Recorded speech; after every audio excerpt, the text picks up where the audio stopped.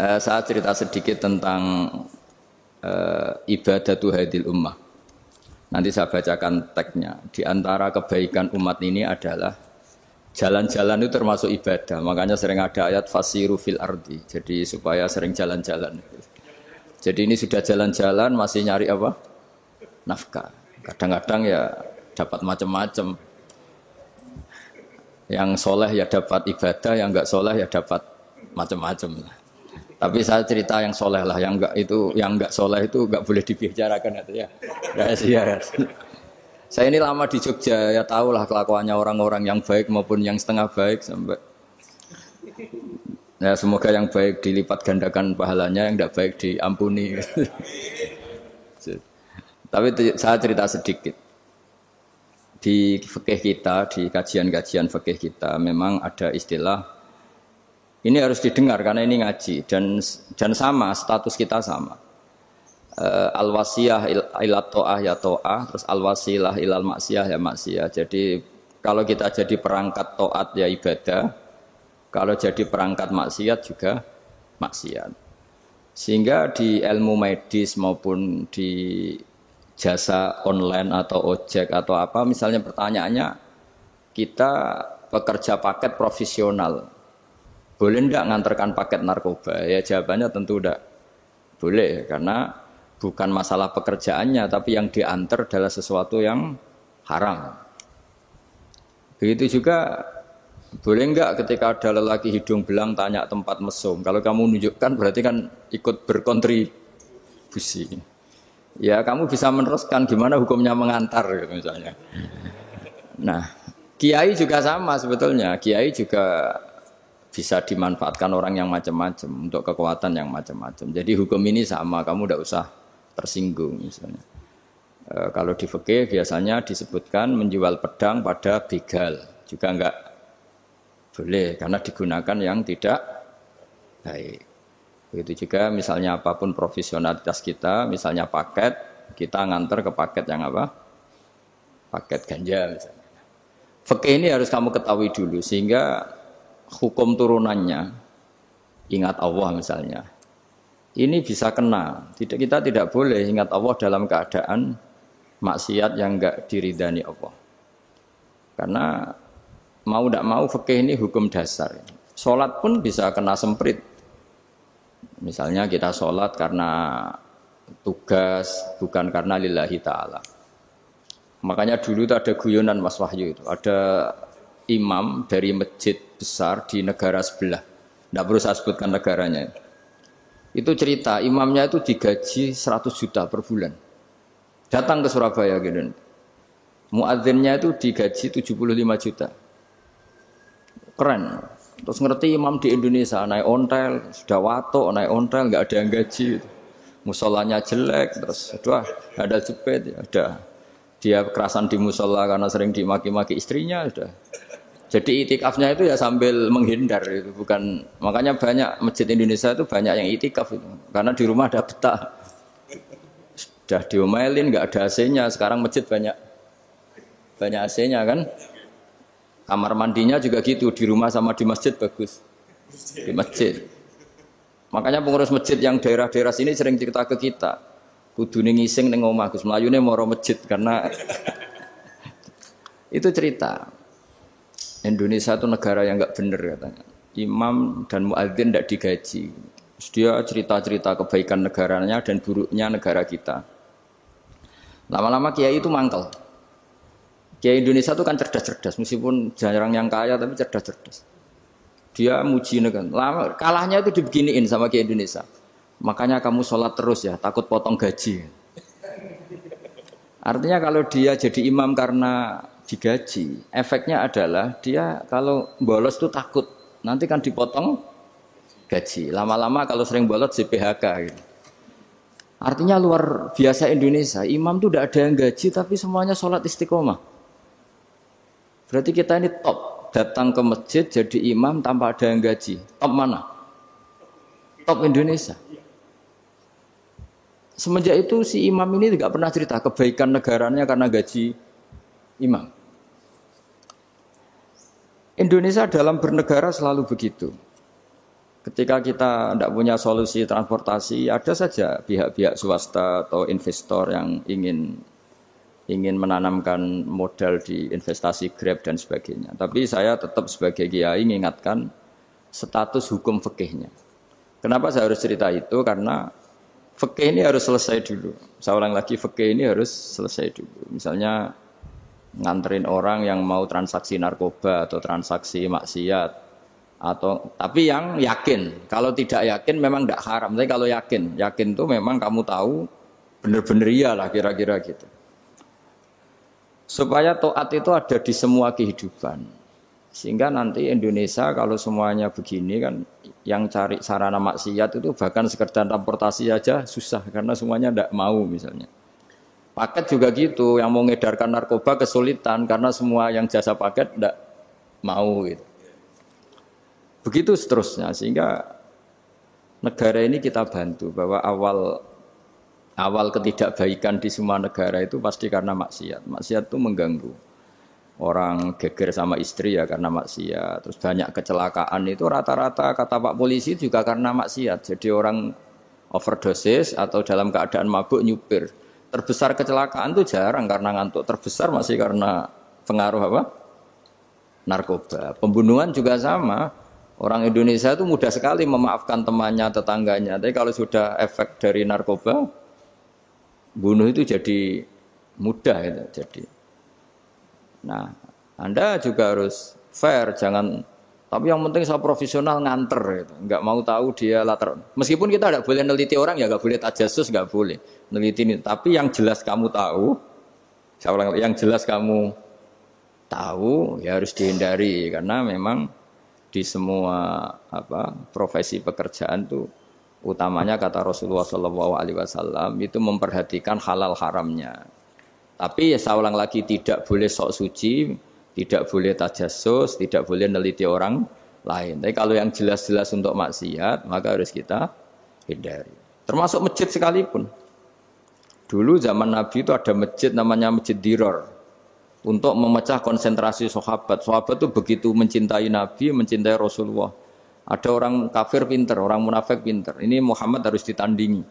Cara nandingi Muhammad jangan pakai dangdutan, jangan pakai bar, tapi pakai masjid. Karena ini suasananya kesannya bagus. Dibikin masjid tandingan supaya orang tidak ke Muhammad semua, tapi ke masjid ini. Ini pikirannya orang munafik. Artinya jangan kira terus masjid bebas hukum, ya enggak juga. Masjid juga bisa kena semprit karena ini mendirikannya untuk bikin apa? Tandingan, untuk bikin masjid diror, kalau istilahnya Quran masjid diror. Semua sarana kebaikan juga gitu. Yayasan yatim piatu juga kena hukum, pondok juga kena hukum, semuanya kena hukum. Ada orang ingin jadi kiai padahal tidak pernah ngaji, terus bikin pondok. Akhirnya dia dipanggil Pak Yai, anaknya dipanggil Gus, padahal najis saja tidak tahu. Itu kan kasihan umat, akhirnya ada penyelewengan. Jadi semuanya kena hukum. Jadi Anda jangan tersinggung ketika saya cerita fikih untuk para teman-teman yang di Grab, karena memang semuanya kena hukum, bukan? Mesra dengan istri juga kena hukum. Orang terlalu mesra dengan istrinya pasti ibunya terlantar, karena menuruti bojo ya nurut ibu gitu. Kalau nuruti ibu istrinya yang terlantar. Yang loyal sama teman ya istrinya terlantar. Yang takut istri temannya terlantar. Jadi itu semuanya kena hukum. Tanpa terkecuali.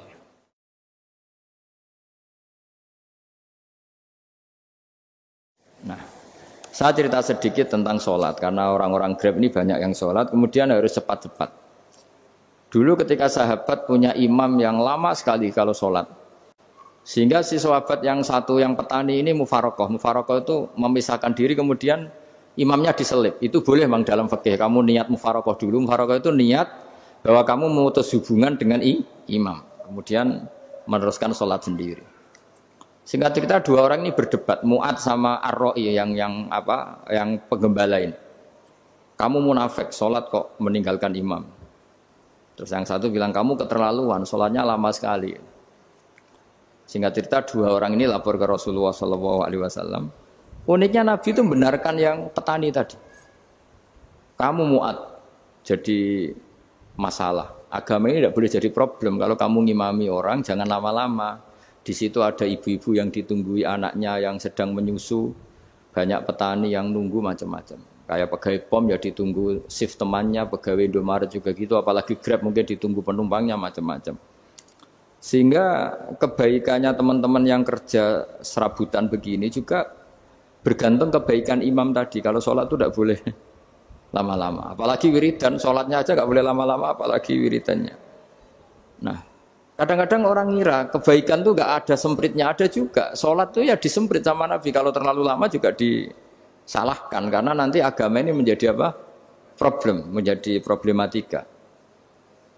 Nah, termasuk kebaikan kita ketika membolehkan ya atau mentoleransi atau mendukung pekerjaan mulai Grab dan lain-lain adalah agama ini rahmatan lil alamin. Dulu ada seorang sahabat tanya, ya Rasulullah, boleh enggak kita ngegeng di perapatan gitu? Kata Nabi, ya jangan kalau bisa. Tapi kita harus natahaddasannya itu tempat kita jagungan di perapatan, di tempat-tempat umum lagi, di halte, Terus kata Nabi, enggak apa-apa, tapi fa'atut thoriq haqqaha. Kamu harus memberikan hak jalan itu. Apa hak jalan itu? Satu, kamu amar ma'ruf, kalau bisa ya nahi mungkar. Kemudian bikin suasana orang lainnya menjadi aman. Nah ini yang catatan. Kalau hitung saja, yang ikut Grab itu berapa ribu? Nah, ini tuh energi besar kalau di atas 100, berapa? 100 ribu. Hitung ya teman-teman di Grab, 100 ribu. 100 ribu ini kalau soleh semua, atau setengah soleh lah, kalau soleh banget keberatan ya soleh, setengah soleh. Itu ada, ini sudah saya pikir, ada kebaikan yang menyebar di seluruh Nusantara yang berjumlah 100 ribu. Ini luar biasa. Ada kecelakaan dia menolong pertama, ada pemerkosaan menolong pertama. Mungkin ada pencurian, ada apa. Maka kata Nabi, kamu kalau harus di jalan, itu kamu berkontribusi amar ma'ruf nahi mungkar. Saya sering ke Jogja, karena saya mulai 98 di Jogja. Ya sering di terminal malam-malam. Saya ketika kecil itu sering diceritain orang nggak berani ke terminal ini banyak preman, nggak boleh ke terminal ini karena banyak preman. Ya mulai dari Sumatera, Jawa, hampir seluruh Indonesia. Kalau jam sekian sampai sekian sudah nggak berani karena banyak apa? Preman. Itu uniknya preman-preman itu selain dulu ditangani tentara dan polisi, itu urusan negara ya kali itu dan kita ngapresiasi. Itu hilangnya yang permanen itu bukan saja ditangani ABRI dan polisi. TNI dan polisi, tapi ditangani kultur. Banyak mulai orang soleh, santri dagangan di situ, ada ojek mangkal di situ, supir taksi mangkal di situ. Terus di sini orang-orang soleh yang menghalau ketika ada perempuan digoda atau perempuan dicopet atau apa. Terus lama-lama jadi kultur bahwa kebaikan ini dominan. Setelah kebaikan dominan ini otomatis menyingkir sedikit demi sedikit. Jadi selain negara ini harus melakukan sesuatu yang seharusnya, yaitu menjaga masyarakat dari kriminalitas, sebetulnya yang paling awet dan paling mudah dilakukan itu tadi, kebaikan harus menjadi kultur bersama. Sehingga kalau terminal kemudian ada mbak-mbak jilbaban yang dagang, terus pak-paknya soleh, ada musola yang hidup, ojeknya juga gitu, terus supir taksinya, lalu kebaikan ini menjadi nilai bersama. Saking jadi nilai bersama, ibu-ibu yang takut atas dirinya, nggak ngojek kecuali Pak ini karena terkenal amanah, nggak naksi kecuali Pak ini karena terkenal amanah. Dan kita Indonesia itu ingin seperti itu sehingga amanah ini menjadi nilai bersama dan otomatis menjadi keamanan bersama. Corong Jawa itu tego nitipno anake karena dijamin aman, tego nitipkan istrinya juga karena dijamin aman. Nah kalau kebaikan ini juga menjadi satu nilai jual dan kita bisa mengawal secara serius itu alhamdulillah betul. Nah, dimulai dari mana? Satu, mental kita takwa. Kedua, sistem sosial bahwa kita terkoneksi oleh indukan ya, juga terkoneksi oleh kepolisian. Maksudnya karena kita terdaftar, kalau ada anak hilang kan tinggal ini yang bawa wahyu misalnya. Jadi saya mohon, semohon-mohonnya, kebaikan ini harus jadi nilai bersama. Setelah terminal itu banyak orang baik, otomatis yang ini tuh menyingkir. Itu. Akhirnya apa? Nanti yang bos-bosnya toko itu ya hanya nitipkan sama orang soleh. Yang mau nge-grab juga hanya titip sama yang soleh. Begitu seterusnya. Sehingga jadi siklus kebaikan yang bersama. Nah, ini yang dimaksud Quran wa'tamiru bainakum bima'ruf. Iktimar itu namanya urusan bersama. Ya, saya ulang lagi ya. Jadi orang Arab kalau bilang iktimar itu urusan bersama. Sehingga bahasa Arabnya konferensi besar itu kalau di NU disebut apa? Muktamar. Muktamar itu menjadikan urusan publik dirembuk, itu namanya apa? Muktamar. Nah, di antara kebaikan yang diinginkan Islam itu wa'tamiru bainakum bima'ruf. Urusan kebaikan ini menjadi urusan apa? Bersama. Ya saya contoh itu kecil saya itu mesti dikandani sama orang-orang tua, jangan di terminal ini sampai jam ini, jangan di perapatan ini ketika sudah jam begini. Tapi barokahnya orang soleh bertebaran di mana-mana itu. Yang tukang Grab ya di mana-mana, yang penjaga toko ya banyak yang soleh, yang ngojek, yang macam. Sehingga di terminal itu nyari tempat sholat ya gampang, cari tempat duduk ya gampang, nyari orang amanah ya gampang. Bahkan lama-lama yang nggak amanah ini nggak laku. Dan ini yang kita inginkan. Dan ketika nggak laku, akhirnya dia kalau ingin laku harus amanah. Atau ingin laku harus tobat. Nah agama ini urusan bersama. Sehingga Allah mengistilahkan wa'tamiru bainakum bima'ruf. Jadikan kebaikan ini urusan bersama. Sehingga karena ini urusan bersama, ketika kita jadi kiai juga harus, kalau misalnya tadi ada Gojek kok makmum, atau Grab kok makmum, atau supir bis kok makmum, kiainya harus cepat sholatnya. Jangan baca surat Baqarah. Nanti diomel-omelin penumpangnya. Begitu juga ibu-ibu menyempatkan jamaah waktunya tidak lama, di rumah sudah ditunggu anaknya yang masih menyusu. Makanya Nabi ngendikan idza amma ahadukum as-sholata falyukhaffif. Kalau kamu jadi imam, sholatnya harus relatif cepat. Fa inna fihim ad-dhaif badal hajat. Di antara makmum itu yang banyak punya urusan. Selain ada yang lemah, ada yang punya banyak urusan.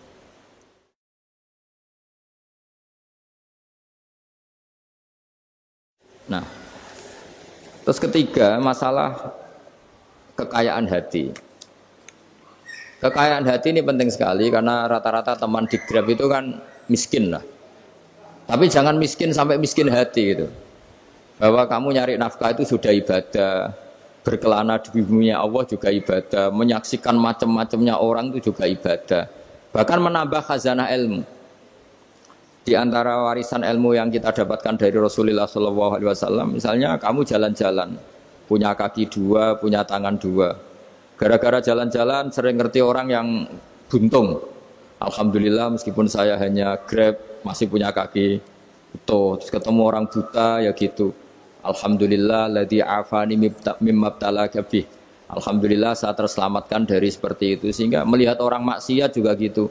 Saya meskipun gini terselamatkan dari tempat maksiat, sehingga hidup itu tidak nelongso gitu. Ada nilai lebih yang kita punyai.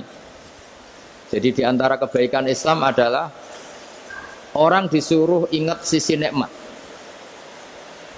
Nah, kalau nikmat itu sudah ada semua, kata Imam Ghazali, nikmat hidup. Kata Imam Ghazali, jika enggak ada kenikmatan yang Anda punyai, kamu datang ke kuburan. Disuruh datang ke kuburan. Dan kamu bilang begini, kenikmatan kembali ke dunia adalah kenikmatan yang diinginkan mulai yang mati zaman Nabi Adam sampai kiamat. Jadi kalau Fir'aun yang pernah jadi raja, Namrud, semuanya, bahkan orang-orang soleh sekalipun, kalau kamu tanya keinginan terbaiknya apa? Ingin kembali hidup untuk membenahi kesalahannya zaman hidup. Artinya apa? Kehidupan yang kita miliki sekarang adalah kenikmatan yang dirindukan mulai yang mati zaman Nabi Adam sampai kiamat. Maknanya apa? Kita punya kenikmatan yang luar biasa karena kenikmatan yang dirindukan oleh orang yang sudah mati mulai dulu sampai sekarang. Apapun masalah hidup Anda ini punya kenikmatan yang enggak tertandingi, yaitu namanya hidup. Barokahnya hidup itu kita bisa tobat. Setidaknya ingin tobat. Kalau enggak bisa tobat, ingin tobat. Makanya di Indonesia itu banyak nyuwun sewu, banyak maling yang anaknya itu soleh. Karena kalau ngandani anaknya tetap gini, wes le bapak tok sing lakoni kowe ojo. Bapak tok yang alami ini kamu jangan. Banyak di Indonesia orang nggak bisa baca Quran, anaknya hafid. Karena setiap bodoh itu tidak diwariskan. Wes le bapak tok sing bodoh, kowe ojo bodoh. Mungkin teman-teman di Grab juga gitu, wes bapak tok cong sing nasib ngene kowe ojo. Jadi kebaikan begini itu akan terus-menerus diwariskan. Sehingga banyak orang tidak tamat SD anaknya dosen, nggak tamat SMP anaknya dekan. Karena setiap dari kita itu cita-cita kebaikannya menurun ke anak cucunya, keburukannya berhenti di dia. Cara wong Jawa itu bapak tok sing nglakoni. Nah, di sini saya jelaskan tentang kekayaan rohani. Jadi saya mohon ketika Anda jalan-jalan nganter penumpang itu harus sering muji Allah Subhanahu wa taala.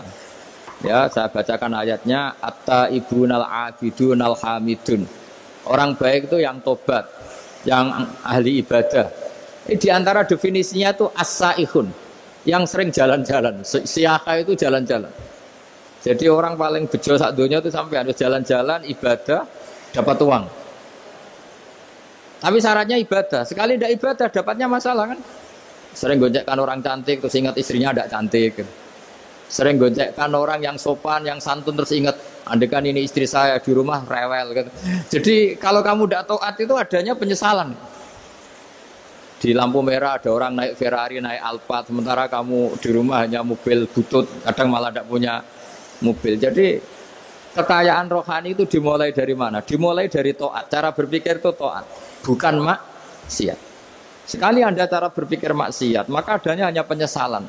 Semakin pengalaman di luar, semakin penyesalan.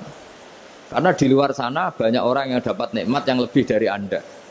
Tapi sekali Anda taat, kamu akan mensyukuri apa yang Anda miliki dan tidak pernah ingin sama yang dimiliki orang lain.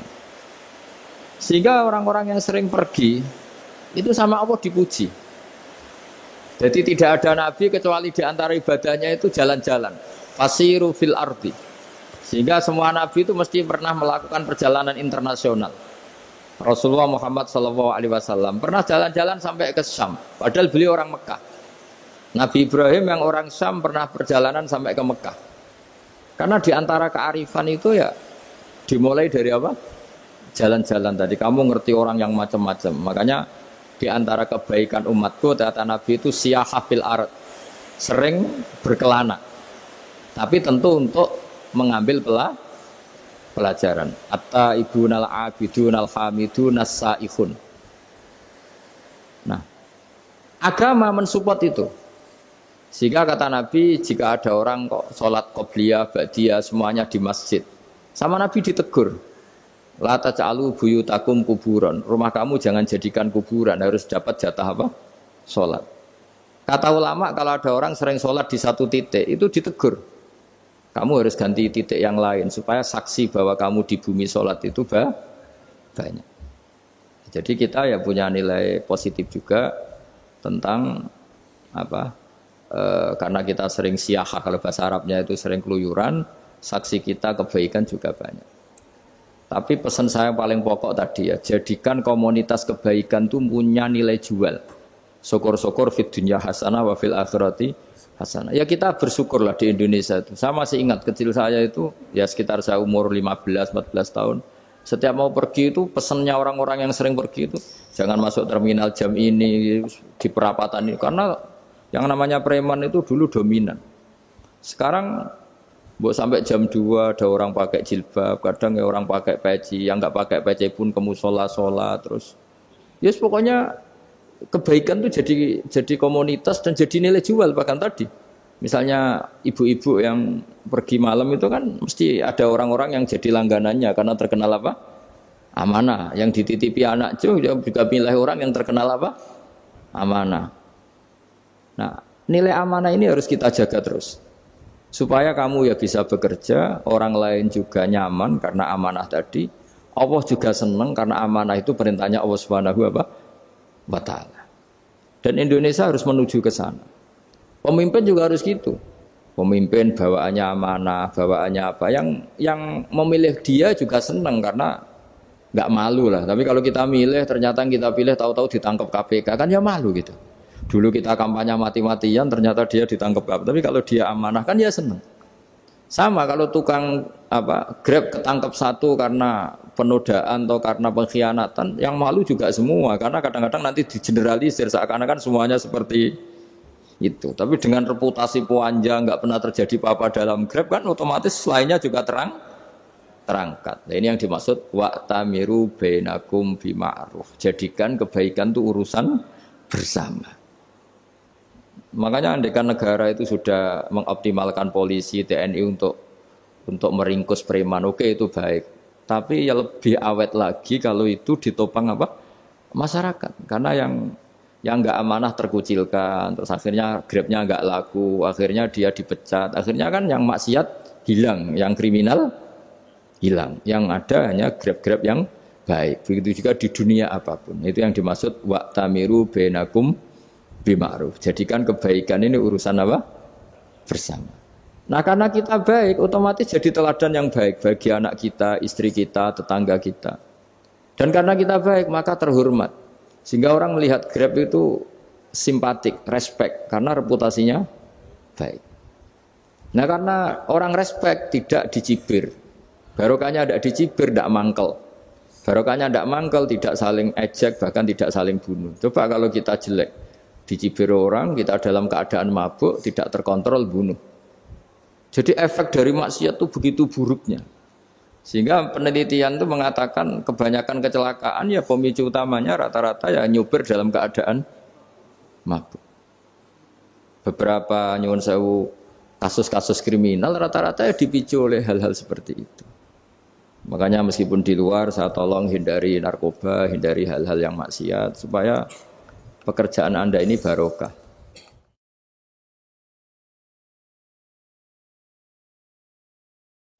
Kemudian yang terakhir saya beri ijazah tentang Al-Fatihah ya, karena ini surat yang populer. Kalau saya ijazahi Quran 30 juz pasti sampean nggak hafal. Atau ijazah surat Baqarah. Kalau mau Baqarah mau. Ijazahi surat Baqarah mau 2 juz setengah. Mau Mas Asep? Ya Fatihah aja yang gampang ya. Nah, ya kulhu Fatihah ini paket ringan ini. Tapi pahalanya apa? Besar. Ini beda ya, artinya selama ini mungkin Anda baca tapi monoton ya. Tapi ini saya bacakan teks aslinya tentang istilahnya itu mazaya itu kelebihannya Fatihah. Saya baca Arabnya dulu, nanti ini terakhir ya, ijazah tadi kan saran-saran umum tentang sosial. Ya, pokoknya jadikan kebaikan itu punya nilai sosial yang baik lah. Jadi nanti orang yang nggak amanah nggak laku, ya calon bupati, gubernur, presiden yang nggak amanah juga nggak laku. Begitu juga kiai yang tidak amanah juga nggak laku, suami yang nggak amanah juga nggak laku, istri yang nggak amanah juga. Sehingga kebaikan ini jadi nilai sosial yang dalam tanda kutip sudah keniscayaan. Yang diinginkan Allah itu seperti itu, bukan kebaikan yang dipaksakan karena kekuatan negara. Maksudnya kalau bisa kebaikan itu tidak usah dipaksakan. Memang sudah satu kebutuhan. Kayak cerita-cerita di negara maju itu, bahkan apapun jatuh itu nggak ada yang ngambil itu. Makanya gambarannya Mekah Medina kan gitu kan, barang jatuh nggak ada yang berani ngambil. Itu saking sudah jadi sistem. Sehingga banyak negara di Eropa itu yang sampai nggak punya tentara, nggak punya polisi karena kebaikan itu sudah.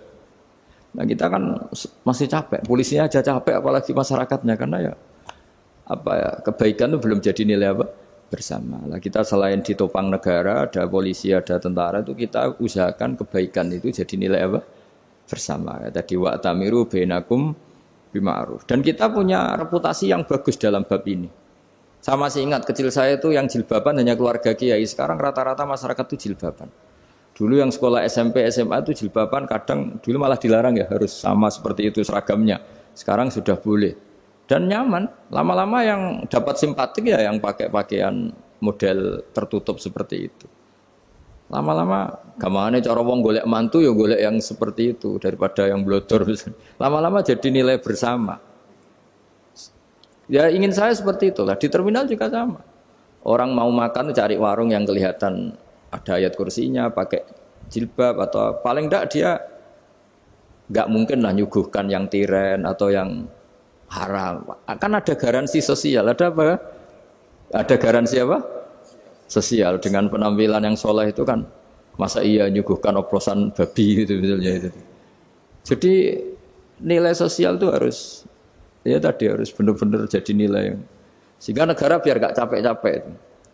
Polisi juga gak capek kan karena tugasnya corong Jawa mau ngawat-ngawati tok tapi sudah tidak perlu tegang karena kebaikan sudah jadi nilai apa? Bersama. Ya ingat-ingat ya ayatnya tadi wa tamiru bainakum bima'ruf. Jadi kebaikan itu harus jadi nilai bersama. Iktimar itu menjadi urusan bersama. Makanya kalau kita rapat besar disebut apa? Muktamar. Muktamar itu urusan bersama.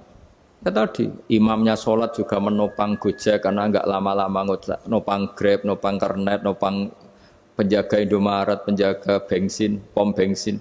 Lah dia hanya punya waktu 5 menit terus imamnya baca Baqarah kan. Iya imamnya mursyid, mungkin dia tambah lama tambah dapat aplaus dari muhibbinnya, tapi makmumnya dia tambah lama tambah dapat penghormatan dari pecintanya, tapi kitanya wah khusyuk wali kan dia dapat status naik lah, kita yang sudah tidak ikut jadi wali diganggu apa pekerjaannya. Kalau ada imam seperti itu sampai mufaroqah saja, niat ya Allah sampai sini saja saya makmum orang itu, silakan orang itu punya urusan sendiri dengan jenengan ya sudah atau salib saja apa. Nah, itu boleh kalau dalam fikih namanya apa? Mufaroqah. Mufaroqah itu niat. Tapi kamu jangan langsung selonong mufaroqah, niat dulu. Pamit sama Allah bahwa sekarang mau mufaroqah. Ya, tapi ya jadi sholat yang aneh kan, imamnya masih rukuk, kamu terus sujud, terus apa-apa selesai ya. Mungkin dalam pandangan itu orang lain ini maksudnya makmum gimana ini kok begini. Tapi sudahlah Allah Maha tahu. Insya Allah dimaklumi. Ya saya baca tentang Fatihah ya, karena sampean pasti sering baca Fatihah. Supaya apa sekaligus jadi jimat lah gitu. Jadi kalau kamu sering di jalan-jalan yang mungkin sepi atau mungkin kan tidak semua teman Grab itu nasibnya bagus yang di Semarang Jogja. Mungkin yang di Kalimantan di Papua kan ada yang 10 kilo gak ketemu rumah, ya kan? Ya lihat di TV-TV itu kan kasihan kan. Sudah 10 kilo gak ketemu rumah, penumpangnya kewekar preman tuh kan. Ini makan orang enggak kan gitu. Kan ujiannya dua. Kalau penumpangnya cantik itu ya kecoba syahwat, kalau preman takut. Jadi orang itu selalu ujian itu. Sing sedengan itu kan jarang orang itu. Jadi kalau penumpangnya perempuan cantik ujiannya itu syahwat, kalau preman ujiannya ketakutan. Kalau orang yang lemah bawa uang ujiannya kamu ingin garong. Jadi hidup itu memang semuanya ujian. Liyabluwakum ayyukum ahsanu amala. Makanya saya sering ditanya oleh teman-teman, Gus, nah ujiannya kenal wong wedok elek piye sama? Kenal wong ayu ujiane syahwat, kenal wong elek ujiane ngenyek. Itu sama-sama dosa. Syahwat ya dosa, ngenyek juga dosa. Welek keriting untune metu ya dosa ngomong gitu. Kadang-kadang orang berpikir enak kancanan wong elek gak dosa. Kata siapa kancanan wong elek itu ya dosa karena bawaannya ngenyek. Ngenyek itu menyepelekan itu. Makanya saya itu ya enggak mau berteman sampean. Nanti kan bawaannya ngenyek atau seneng ya enggak tahu. Ya sudah ada takdir saja kalau ketemu ya tak ulang ngaji gitu. Tapi ini ngaji terakhir, setelah ini ngaji biasa aja enggak usah resmi gini. Ngaji kok resmi aneh. Pokoknya nanti suatu saat kalau pandemi sudah berlalu saya akan ngaji Rebone, lalu ini ngaji. Ini ngaji yang kurang bagus karena ngatur kiai kurang berkah ini. Nanti tapi ya lumayan lah masih mau ngaji. Ngaji kok tanggal ini jam ini. Sekarang suatu saat kamu tak panggil, Mas Wahyu datang ke sini jam ini tidak mesti bisa. Mungkin pas ada acara apa, oh, maaf ke sini pas ngecek pas apa. Gitu. Jadi ya sudah tapi tak maafkan enggak apa-apa. Takdir ya. Tak bacakan supaya sampean tahu keramatnya bismillah. Nah, sebelum saya bacakan bismillah Fatihah, tak beritahu tentang ilmu tafsirnya karena ini penting sekali. Fatihah itu dawuhnya Allah, tentu itu dawuhnya Allah. Saya ulang lagi itu kalamullah. Tapi yang sudah diberikan kesampaian ke kita semua. Sehingga seakan-akan itu menjadi dawuhnya kita ke Allah. Jangan salah loh ya. Fatihah itu dawuh Allah tapi sudah diberikan ke kita. Sehingga posisi kita itu yang punya itu. Nah kenapa ini perlu dijelaskan? Karena nanti ada kalimat iyyaka na'budu wa iyyaka nasta'in. Kalau itu masih kalam Allah, berarti Allah ngomong ke kamu, ngendikan ke kamu, kepadamu aku menyembah. Masa Allah menyembah kamu? Nah, sehingga ilmu tafsir itu menyelesaikan itu dulu ya. Saya ulang lagi ya, sebelum sampean sering baca Fatihah, aku yakin ya sering baca. Tapi barokahnya ndak paham itu ndak pernah janggal. Enggak paham itu ya penting supaya ndak iskal, ndak janggal. Sebetulnya di kalimat itu ada yang janggal. Kalau Fatihah itu kalimatnya Allah atau kalam Allah, bagaimana dengan kata-kata iya kana budu? Masa Allah ngendikan ke kita, kepadamu kami menyembah. Masa Allah menyembah kita? Maka penyelesaiannya secara ilmu tafsir gimana? Semua ulama mengatakan, bukan satu dua, semuanya mengatakan di Fatihah itu semuanya diberi kawalan kalimat. Saya ulang lagi ya, di Fatihah itu semuanya diberi awalan kalimat qulu, katakan wahai hambaku begini. Ya, katakan wahai hambaku begini. Nah, begini ini pelajaran dari Allah yang sudah diberikan ke kita. Terus kita mengatakan bismillahirrahmanirrahim, alhamdulillahirabbil, termasuk kita mengatakan iyyaka na'budu wa iyyaka nasta'in. Jangan bayangkan Allah ngendikan ke kita. Kalau Allah ngendikan kita berarti gini, hei wahyu ihdinas siratal mustaqim, tunjukkan saya jalan yang benar. Nah nanti kamu terus, ya Allah, Anda aja minta pertolongan saya minta tolong siapa kan, jadi panjang kan. Ya, saya ulang lagi ya. Jadi itu di Ulumul Quran diterangkan gimana? Sebelum baca Fatihah, ya. Fatihah itu kalamullah, ngendikane Allah, tapi yang sudah diajarkan ke kita dan sudah milik kita. Sehingga kalimat itu menjadi milik kita. Tapi ya kalamullah, tetap kalamullah, tapi sudah menjadi milik kita. Udah paham ya? Ya pinter nah. Ya, karena kalau tanpa penjelasan seperti ini Anda akan iskal. Bagaimana Allah, iskal itu janggal, bagaimana Allah mengatakan iya karena butuh. Kan jadi aneh ya? Ya, jadi tak jelaskan secara ilmiah ya. Jadi kata ulama-ulama tafsir, ayat-ayat Quran seperti ini sebetulnya dimulai dari qulu apa? Meskipun enggak dilafadzkan. Itu kan sama dengan qul huwallahu ahad Muhammad. Katakan kalau Tuhan itu satu. Ya namanya Quran itu kan kalam Allah, membina nabinya, membina umatnya. Makanya dikatakan atau enggak, di sini tersembunyi kata qulu, katakan. Ya. Jadi ya ibarat apa itu? Kamu ngajari anak kamu lah.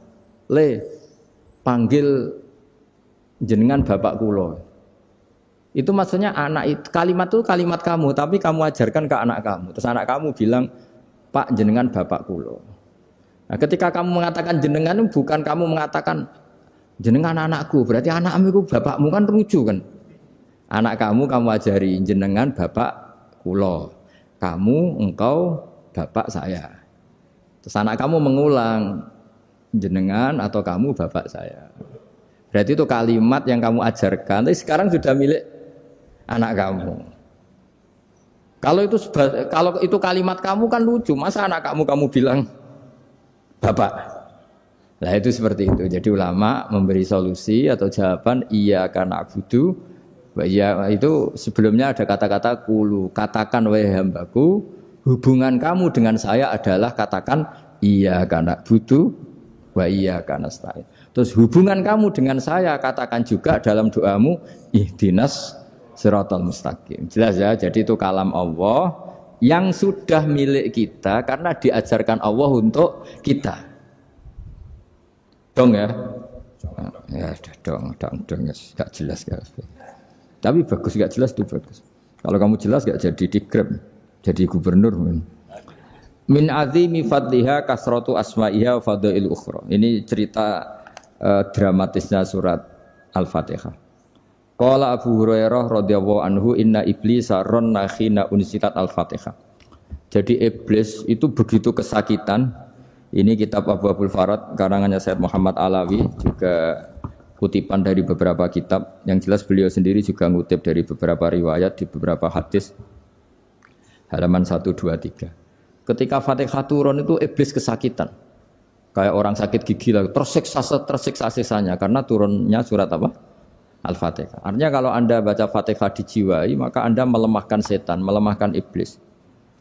Wa qala Mujahid, khina unzilat Fatihatul Kitab ronna fastama indahu asyayatin. Jadi ketika Fatihah itu turun, iblis itu terkapar lah kira-kira. Sampai dijenguk banyak setan. Jadi kamarnya di ICU lah kira-kira gitu kalau sekarang itu. Entah Covid entah enggak tahu. Pokoknya di ICU sampai dijenguk banyak setan. Enggak tahu bawa apa enggak tahu. Pokoknya dijenguk banyak setan. Ono yang nyangoni karena ini apa? Ketuanya apa? Pingsan, sakit. Jadi iblis itu sakit sampai dijenguk anak buahnya setan-setan. Ya, semoga kalian semua tidak kenal setan. Kalau kenal berarti teman, apa? Wa qalu misla dzalik. Wa qala lahum laisa mimma taquluna syai'un walakin unzilat suratun laisa ajru qailiha illa an harrama alaihi nar jahannam. Saya ini bukan sakit fisik kata iblis. Kamu tidak usah jenguk saya, datangkan dokter terbaik, tidak usah. Saya ini tidak sakit fisik. Saya ini sakit karena ada surat yang diturunkan, yang pahala yang melafadzkan surat itu pasti selamat dari neraka. Padahal misi terbesar saya ini supaya manusia masuk neraka. Sekarang punya tamengnya. Wah pusing kan? Ya seperti orang lah goda sampean ternyata sampean setia itu kan pusing. Nah ternyata tidak setia itu yang akhirnya ribet kan itu. Jadi iblis itu cita-cita terbesarnya kan semua orang itu masuk neraka. Nah sekarang turun satu surat yang gara-gara surat itu siapapun yang baca dijamin selamat dari neraka. Jadi walakin unzilat suratun laisa ajru qailiha illa an harramallahu alaihi nar jahannam. Karena jadi dia shock lah kalau orang di Jawa itu bilang shock. Aduh, sial nasib saya ini umat enggak bisa saya goda lagi karena punya tamengnya tadi punya. Qad batala kaidukum wa makrukum. Rekayasa kalian sekarang itu tidak ada gunanya semua. Nah, ini alhamdulillah di Indonesia kelihatan kan banyak yang miskin, banyak yang susah. Tapi selagi mereka masih sholat, itu keinginan mencari halal itu masih tinggi. Kayak apa kita di tengah kota, jauh dari anak istri, jauh dari tetangga. Biasanya kalau orang jauh dari anak istri, tetangga kan sakar PDW. Tapi yang soleh masih banyak, sudah jauh dari keluarga tetap lurus. Loh, kalau yang dekat lurus kan wajar, konangan wong akeh kan. Ini sudah jauh masih lurus. Nah ini nggak lepas dari barokahnya surat apa? Surat Fatihah tadi. Jadi karena ada surat yang menjamin pelafalnya atau qailiha terbebas dari api neraka. Wa qalat as-sayatinu lahu is ayyusai'in ta'muruna ya maulana. Faqala lahum idhabu wajtahidu hatta tukhfilu qulubahum hatta la yaqulu hadhihi surah. Lalu kita gimana? Jari para setan gitu. Lalu kita gimana? Terus kata iblis, sudah bikin mereka lupa sehingga tidak baca lagi. Selagi masih baca kita pasti keok. Jadi kalau sampean sudah jarang baca Fatihah itu berarti sudah bagian dari kemenangan apa? Iblis. Jadi kalau sampean sudah jarang baca Fatihah itu berarti bagian dari kekalahan Anda, kemenangan iblis. Masih sering baca? Berapa kali? Terus apa lagi?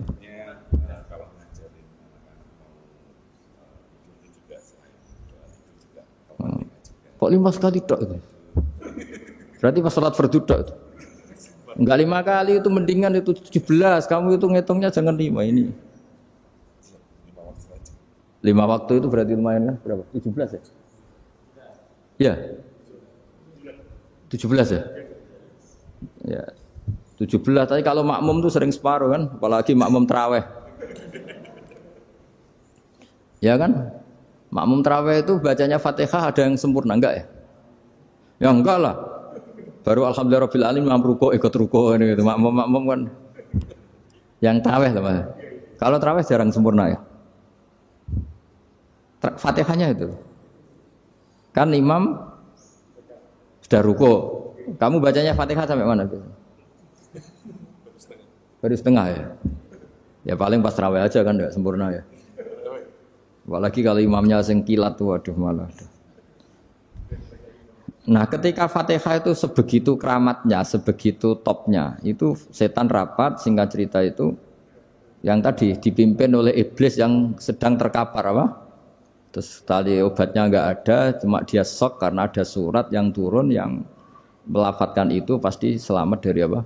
Neraka. Nah ini gimana saran Anda? Terus sarannya adalah bikin orang-orang itu lupa, tidak baca Fatihah. Nah ini rapatnya iblis. Idhabu wajtahidu hatta tughfilu qulubahum hatta la yaqulu hadhihi surah. kala yuksiru qiraataha wa la yakunu lahum ajrun wa thawabun bal yakunu lahum adzabun wa iqabun.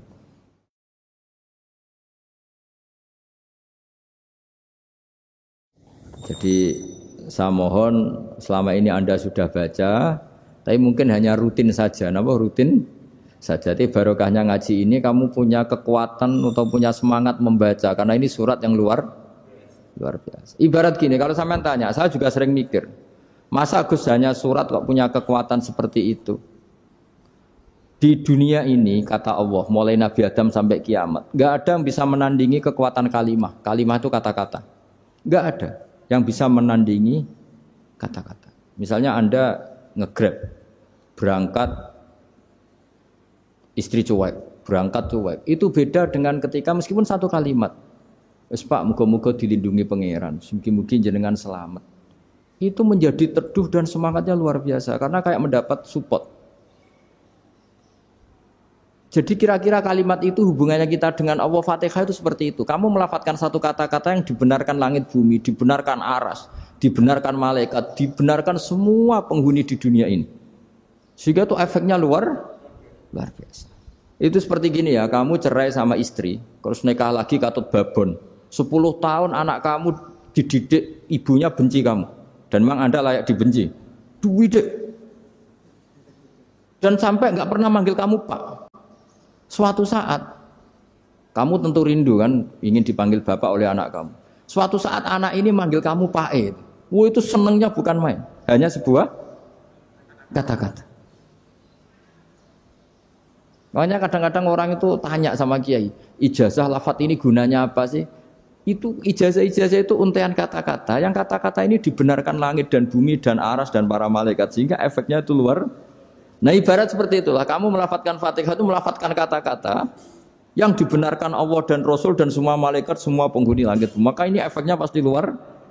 Nah di sini lah orang-orang dulu itu tahu keramatnya itu sehingga ketika melawan Belanda, melawan Jepang dulu itu kalimat-kalimat itu menjadi mantra yang luar biasa.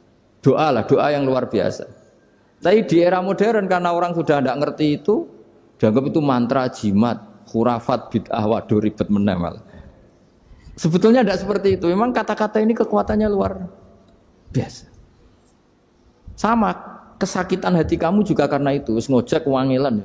Lha Pak di bojo kok kowe gagahe tok kere. Wah, iku seling terus mesti. Padahal kalimat itu kan tidak melukai secara fisik, tapi apa kerjanya sesuk sarasa-rasen. Karena terus dengan pengadilan seperti itu kan, ngapain kerja demi perempuan yang seperti ini? Lagi-lagi kata-kata ini luar. Nah bayangkan kalau kata-kata itu adalah kalimat yang diajarkan Allah lewat Rasulnya, lewat malaikat Jibril. Kayak apa kekuatannya itu? Nah, kira-kira Fatihah itu gitu. Kalimat yang baik, kalimatan thayyibah diajarkan oleh Allah dan Rasul. Kayak apa kira-kira kekuatannya? Pasti luar biasa. Wong support yang dikatakan istri kita, anak kita aja luar biasa, apalagi ini support yang diajarkan Allah dan Rasul. Ya makanya saya mohon kalau baca Fatihah, baca kalimat-kalimat thayyibah ketika sholat itu dijiwai. Ya misalnya Rabbana lakal hamdu mil'us samawati wa mil'ul ardi wa mil'u ma syi'ta min syai'im. Engkau zat yang layak dipuji dan pujian ini memenuhi langit dan bumi. Karena kita tahu nggak ada sejengkal di alam raya ini kecuali di situ ada rahmat Allah. Misalnya kamu bisa lewat sampai rumah saya, kamu mungkin anggap biasa saja. Coba kalau ngalami likuifaksi, tahu-tahu bumi ini ambles, bisa ngelewati yang likuifaksi itu luar. Tanyakan orang pernah ngalami likuifaksi di Sulawesi, itu melihat bumi bisa diinjak nggak ambles itu, wah luar. Dan sampean nggak ngalami itu sehingga lewat bumi ya biasa aja. Coba kalau ngalami seperti tidur, ya biasa aja. Coba kalau ada gempa, bahwa bumi tenang ini sudah nikmat yang luar biasa. Masa kamu ngakuin nikmat nunggu digituin? Ya kan? Nah, makanya baca Fatihah dijiwai lah, bahwa ini kalimat yang luar biasa. Nah, saya teruskan ya. Warwa Muslimun fi sahihihi an Ibnu Abbas radhiyallahu anhuma annahu qala bainama Jibril alaihi salam qaidun dan Nabi itsami anaqidan min fawqi. Farofa ar-ra'sahu faqala hadza babun minas sama' futihal yawma lam yuftah qaddu ilal yaum Fanazala minhu malakun faqala hada malakun nazza ilal ardi walam yanzil qattu illal yauma fasallim waqal absyir binuraini qad uti tahuma lam yu'tahuma nabiyyun qablak Fatihatul kitab wa khawatimus suratil Baqarah. Jadi suatu saat Jibril ini jagongan kira-kira gitu sama Rasulullah. Tahu-tahu langit itu gemuruh. Karena langit gemuruh kata Jibril terus semuanya ngangkat kepala ke langit. Ini pintu langit baru ini dibuka, yang sebelumnya tidak pernah dibuka seperti ini. Turunlah malaikat, yang malaikat ini pun malaikat spesial, yang enggak malaikat murahan lah kira-kira gitu, yang enggak pernah turun ke bumi kecuali juga saat itu. Dengan penyambutan yang luar biasa, dengan semuanya tidak pernah terjadi. Hanya karena bahwa surat Fatihah. Jadi ini surat yang luar biasa, pengawalannya lewat malaikat yang spesial, enggak pernah turun di bumi kecuali saat itu. Penyambutannya juga enggak pernah seperti itu, baru seperti itu. Jadi semuanya itu spesial. Nah, kenapa ini spesial? Karena di situ ada isi puja-puji kepada Allah Subhanahu wa taala. Ada ikrar kita, alhamdulillahirabbil alamin, arrahmanir rahim. Ikrar ini penting. Kalau contoh paling gampang gitulah. Kamu punya istri selama ini cerewet terus. Suatu saat ngomong, "Pak, tak angen-angen ra ono wong lanang koyo sampeyan." Wah, itu langsung tidak ada lelaki sebaik engkau. Itu sama senangnya, masya Allah. Karena ada ikrar dari seorang istri ke kamu. Nah, bayangkan kalau ikrar kita sebagai hamba diakui oleh Allah Subhanahu, maka ikrar ini akan dicatat sebagai kebaikan kita yang kita panen nanti di akhirat. Karena ada ikrar. Kita ikrar bahwa alhamdulillah rabbil alamin. Kita ikrar ar-rahmanir rahim. Kita ikrar maliki yaumiddin. Kita ikrar iyyaka na'budu wa iyyaka nasta'in. Sampean misalnya jadi orang Indonesia, ketemu orang Indonesia yang makmur di Jerman, terus lupa Indonesia. Kamu orang Indonesia? Enggak, saya ada orang Indonesia. Mangkel gak kira-kira? Mangkel. Karena salah ikrar kan gitu. Ya, jadi saya mohon jangan anggap kalimat itu hal yang biasa, tapi luar biasa. Nggih, ngoten mawon. Assalamualaikum warahmatullahi wabarakatuh.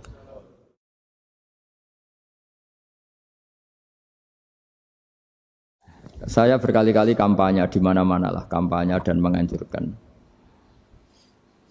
Di antara catatan dalam Suhufi Ibrahim wa Musa kan ada kan di Quran itu yang dinamakan lampiran-lampiran wasiatnya Nabi Ibrahim dan Nabi apa? Musa. Itu di antara catatannya begini. Orang yang punya akal itu adalah orang yang bisa menikmati sesuatu yang baik. Misalnya gini, contoh gampang gini. Kamu punya anak pertama atau punya anak yang masih kecil, itu gendong tuh senangnya bukan main. Melihat anak sehat tuh senangnya bukan main. Mungkin saat itu banyak orang yang sedang maksiat dengan perempuan nakal atau dengan teman-teman nakalnya, yang nganggap seperti itu tidak nikmat. Tapi andekan ini ditimbang ya ditimbang. Yang maksiat betulan, misalnya paling ukuran bahagianya itu 70%. Tapi yang ini, yang nimang anak baru lahir atau masih kecil, corong Jawa ngeloni anak, bisa saja bahagianya itu sampai 100%. Artinya selama ini kesalahan kita adalah nganggap maksiat itu pasti menyenangkan dan taat itu tidak menyenangkan. Makanya saya berkali-kali fatwa, untuk melawan kenikmatan maksiat, orang harus terbiasa menikmati taat, menikmati kebaikan. Jangan kira kita nimang istri nikmat, nimang anak nikmat, ketemu teman yang lama tidak ketemu juga nikmat. Artinya kita akan melewati berjam-jam untuk jagungan sama teman, sama anak, sama istri. Dan itu harus kamu nikmati supaya mengganti tidak berkebutuhan nikmat yang lewat jalur maksiat. Jadi saya mohon sarana-sarana yang menyenangkan itu, yang taat itu kita maksimalkan. Makanya bapak saya itu sering pesen, kowe nak ngaji sing guyon, sing seneng. Nganti wong maksiat itu karena cari kesenangan. Coba kalau kesenangan itu sudah didapatkan saat taat, maka tidak butuh lagi kesenangan yang berbentuk maksiat. Makanya orang-orang wali dulu kalau sudah sholat itu gak bisa berhenti karena merasa nikmat. Makanya Nabi pernah ngendikan wa qurratu aini fi sholat, nyaman saya itu kalau sedang sholat. Itu tadi. Bayangkan kalau besok itu pasti mati. Makanya latihannya harus gitu. Bayangkan besok itu pasti mati. Berarti itu hari terakhir kamu. Ya, dengan merasa hari terakhir itu kalau kamu maksiat kan malu. Waduh, saya mati pas. Makanya sholli sholata muwaddiin, kamu sholat seakan-akan itu sholat terakhir. Dan bayangkan akhirat itu wa'mal li akhiratika ka'annaka tamutu, dan bayangkan akhirat itu besok kamu mati. Sehingga ketemu istri ya seneng karena ini pertemuan terakhir, ketemu anak ya seneng ini pertemuan terakhir. Sholat juga tenanan karena ini sholat terakhir. Sehingga kalau mau maksiat tuh takut, jangan-jangan ini kehidupan saya terakhir kok tak pakai seperti ini. Nah, jadi di antara resepnya itu apa tadi? Nganggep ya ibadah itu menyenangkan. Nah, gitu. Terus pinter.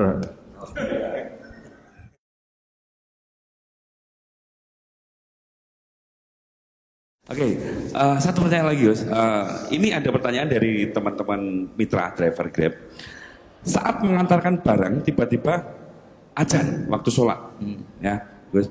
Lalu kita sebagai driver harus sholat dulu atau menyelesaikan orderan dulu karena itu juga amanah kan orderannya itu. Mungkin nganter barang atau mungkin nganterin penumpang. Mengingat barang tersebut sudah ditunggu pemiliknya dan penumpang tersebut juga sudah ada janji yang lain, pokoknya gitu. Nyuwun pencerahannya, Gus, gitu. Begini ya, ini kan fikih sosial ya. Saya jawab, ini memang harus pakai fikih, nggak pakai rasa. Saya ulang lagi, pakai fikih, nggak pakai rasa. Waktu sholat itu kan banyak ya, diantaranya maghrib dan isya, duhur dan asar, terus subuh sendiri. Ya, ben sampean belajar fikih, orang belajar tasawuf ya. Nah, kalau subuh itu tidak ada toleransinya kalau waktunya sudah tinggal 10 menit karena tidak ada jamak. Ya, tidak ada apa? Jamak. Sehingga misalnya kalau kamu ngojek waktu tinggal 10 menit ya harus sholat. Tapi kalau sekedar dengar azan ya, ini penanyanya kayaknya itu teman kamu, jadi fikihnya kayak kamu, gak jelas. Azan itu kan bukan akhir waktu sholat.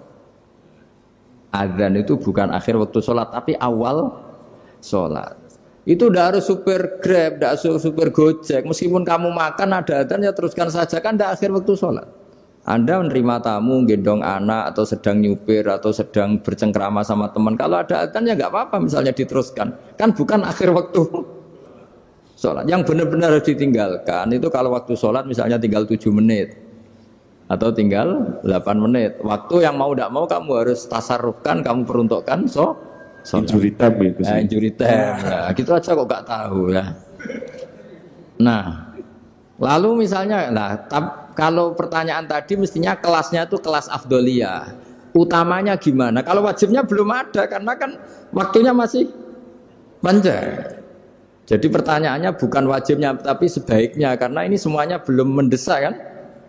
Andai kan kamu teruskan nganter barang kan tidak ada jaminan waktunya habis. Padahal kalau kamu memaksa sholat, mungkin citra kamu sebagai supir Grab tidak baik karena dianggap mengabaikan konsumen. Nah, terus kedua menyangkut jarak. Oke, seperti itu. Nah, sekarang kalau pertanyaannya dibalik, makanya yang dibalik ini agak ribet. Waktu sholat tinggal 8 menit. Ada konsumen yang minta diantarkan saat itu dan acaranya ke mall happy-happy, maka fatwa kita sebagai ahli fikih ya tantang saja, saya mau sholat dulu, kalau enggak sabar ya silakan cari yang lain kalau acaranya ke mall. Tapi kalau acaranya kelahiran atau transfusi darah atau mau nganterin darah ke pasien yang sudah koma, maka kita langsung, karena ibadah sosial itu didahulukan mengalahkan ibadah yang haknya Allah, karena Allah itu zat yang tidak butuh ibadah kalian. Tapi kalau pasien ini kalau enggak nang kesampaian darahnya mati misalnya, jadi kamarnya Allah luwih apian lah gitu. Makanya masyhur kalau dalam fikih hak Allah sama hak adami ini dimenangkan hak adami, tapi bukan karena Allah kita kalahkan. Allah tidak butuh itu semua gitu. Jadi dikalahkan tapi bukan karena kalah, justru karena tidak butuh. Ya ibarat gini lah, Allah itu saking baiknya. Baiknya Allah kan pasti di atas orang tua kita. Itu pasti saya ulang lagi. Baiknya Allah pasti di atas orang tua kita. Orang tua kita saja baik, apalagi Allah. Misalnya orang tua kamu butuh uang 5.000. Adik kamu butuh uang 5.000. Adik kamu yang kecil atau ya. Kira-kira orang tua kamu itu nyuruh dikasihkan beliau apa ke adik kamu? Kira-kira saja. Ke adik kamu. Nah Allah itu saking baiknya. Hal yang terkait Allah, misalnya tadi sholat tepat waktu sama ibadah sosial Itu disuruh ibadah sosial. Karena ini kalau nggak kesampaian transfusi darahnya atau apalah, atau kamu dokter yang harus mengurus operasi, waktunya tinggal 5 menit, kamu harus ngoperasi pasien dulu. Karena Allah bisa menerima sholat kamu. Nah, tak terangkan lagi ini fikih terus. Lalu sholat yang apa? Kalau sholat itu antara maghrib dan isya, dan nanti yang terlambat itu maghrib, kita ngikuti ulama yang mengatakan jika ada darurat, maka maghrib dan isya boleh dijamak meskipun tidak atas nama pergi. Kan jarak kamu kan tidak jarak masafatu qasrin. Artinya apa? Misalnya saya dokter, harus operasi, waktu saya tinggal 8